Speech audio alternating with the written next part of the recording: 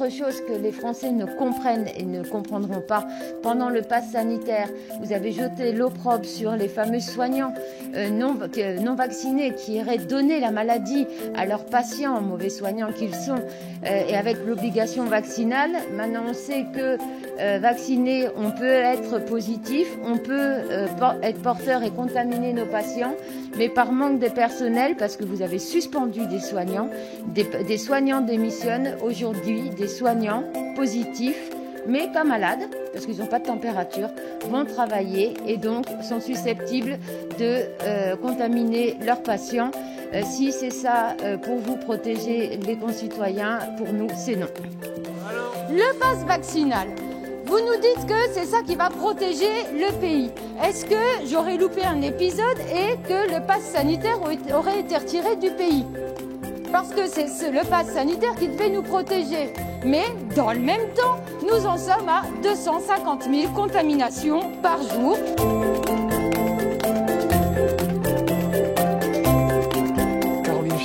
Vous êtes aide-soignante de profession, vous avez travaillé dans des EHPAD. Est-ce que vous êtes étonnée par le scandale qui éclate aujourd'hui? Alors non, loin d'être étonnée, c'était d'ailleurs l'un de mes premiers discours à la tribune de l'Assemblée nationale, d'énoncer nos conditions de travail dans tous les établissements de santé, mais dont les EHPAD faisaient partie. Et dans le rapport de 2018, on avait dénoncé la maltraitance institutionnelle. Et une de mes préconisations était d'interdire le privé lucratif. Dans un EHPAD hors PA, on peut tout de même payer 7 000 € par mois pour mourir d'un escarre non soigné en seulement 2 mois et demi. Voici un extrait du témoignage de Saïda, auxiliaire de vie. Nous étions rationnés, c'était 3 couches par jour maximum et pas une de plus, peu importe que le résident soit malade et une gastro ou une épidémie. Les soignants en EHPAD subissent plus d'accidents du travail que dans le bâtiment et sont victimes de troubles musculo-squelettiques et de burn-out en masse. Mais rien n'aura suffi à vous faire réagir. Le business des EHPAD, l'or gris a le vent en poupe. Le chiffre de l'INSEE en atteste. Les établissements publics disparaissent au profit du privé, avec un chiffre médian de 2 460 € par mois. Une maison de retraite est plus rentable qu'un centre commercial. Là encore, vous n'avez rien fait, sinon nous rire au nez lorsque nous proposions de mettre fin à ce vol organisé. Il faut que ça crache, dit-on hors PA, en parlant des résidents et de leurs familles pour accumuler les dividendes. Vivement que nous puissions à notre tour faire cracher ces grands groupes.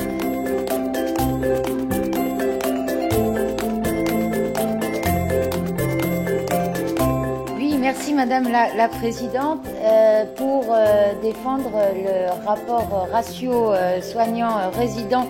Combat de haute lutte, on réparera une injustice. Il faudra prévenir les sénateurs qu'on passe pas souvent des amendements, surtout moi à l'Assemblée, c'est pas bien de les enlever. Très bien, Madame la rapporteure. Favorable. Très bien, Madame Iborra.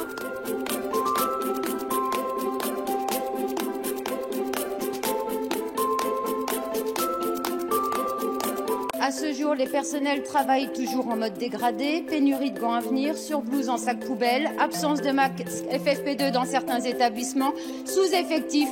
Ce Ségur de la santé est une arnaque, rien sur l'attractivité de nos métiers.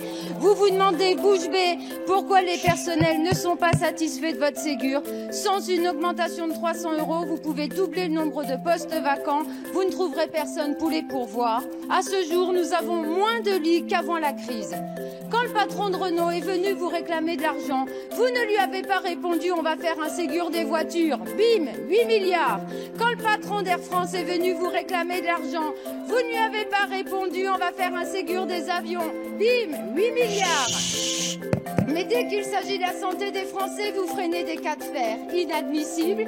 Quand vous donnez 8 milliards à Air France pour supprimer 8 000 emplois, dites-vous bien que nous, sur ces bancs, ces 8 milliards d'argent public, nous les aurions mis dans les EHPAD et créé 210 000 emplois. Ça fait plusieurs fois que j'entends parler qu'il y aurait trop de postes d'administratifs dans les hôpitaux.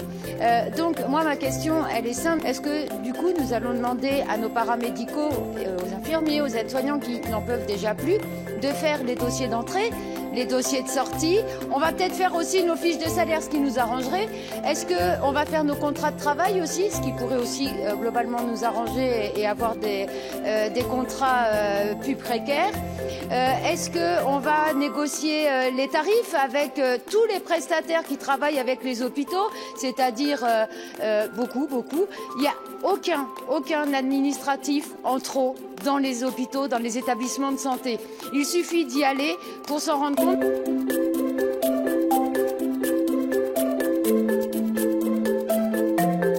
À la législature précédente, avec toute l'objectivité, Monsieur le ministre, que vous me connaissez, une proposition de loi avait été déposée par moi-même et mon groupe sur les exclus du Ségur. Pas les oubliés, les exclus du Ségur. Et si vous avez jusque lundi 17h, je propose que nous travaillions avec vous pour que tous ces exclus du Ségur qui pèsent sur les collectivités ou sur les départements soient revus dans ce projet de loi rectificatif. Il me suffit juste de vous reprendre la proposition de loi et de vous l'envoyer. Nous sommes prêts à travailler avec vous et qu'il n'y ait plus dans ce pays aucun exclu du Ségur.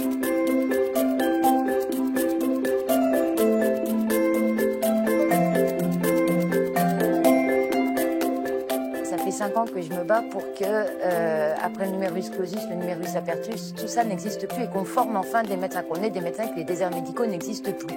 Parce que pour moi, c'est ça. L'auscultation est quelque chose de très important. Ou alors, les médecins vont m'annoncer que l'auscultation n'est pas importante.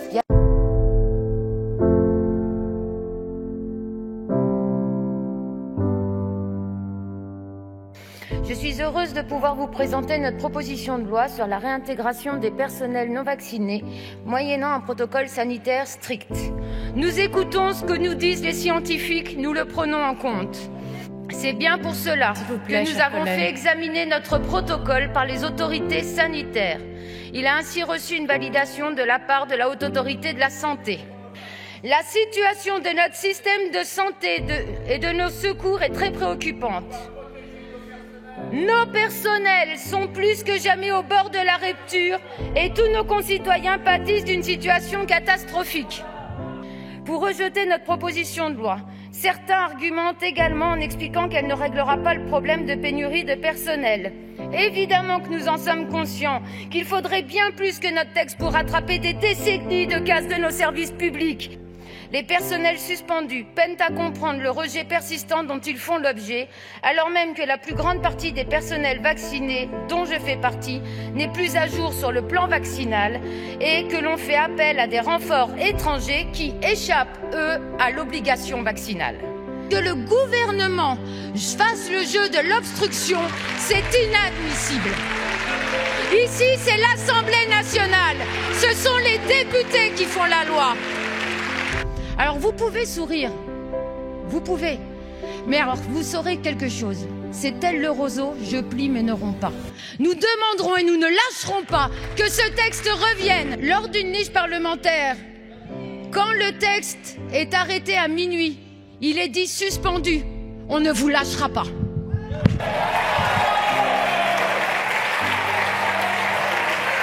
Je vous remercie.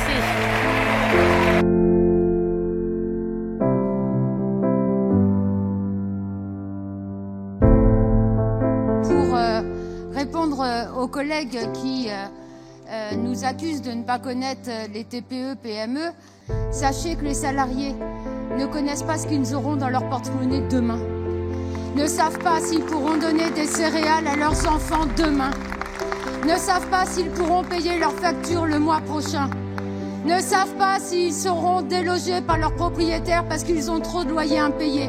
Et ce n'est pas une prime qui va régler le souci de devenir insomniaque, de devoir prendre des cachets parce que leur vie n'est plus digne, parce qu'ils ne savent pas comment ils vont survivre de jour en jour alors qu'ils travaillent. Ils travaillent, ils méritent de vivre bien, ils méritent d'avoir une vie digne, ils méritent d'avoir le porte-monnaie plein, ils méritent une valorisation salariale, ils méritent une augmentation de salaire. Ça, c'est la vraie vie. Vous ne savez pas ce que c'est. Qu'est-ce que c'est que cette histoire? Ils ne savent pas ce que c'est 2023, 2024. Nous, on ne sait pas ce que c'est demain, parfois.